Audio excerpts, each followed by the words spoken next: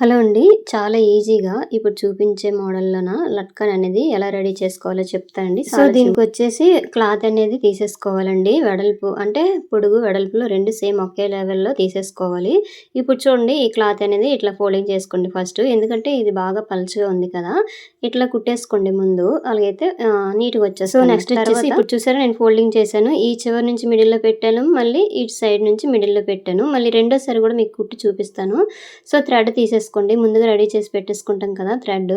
ఆ థ్రెడ్‌ని తీసేసుకొని మిడిల్‌లో పెట్టేసి ఇట్లా ఫోల్డింగ్ చేయండి. ఇట్లా ఫోల్డింగ్ చేసేసి స్టార్టింగ్, ఎండింగ్ ఇట్లా రఫ్ చేసేసుకోండి. రఫ్ చేసేసుకున్నాక ఇట్లా ఉల్టా తీయండి.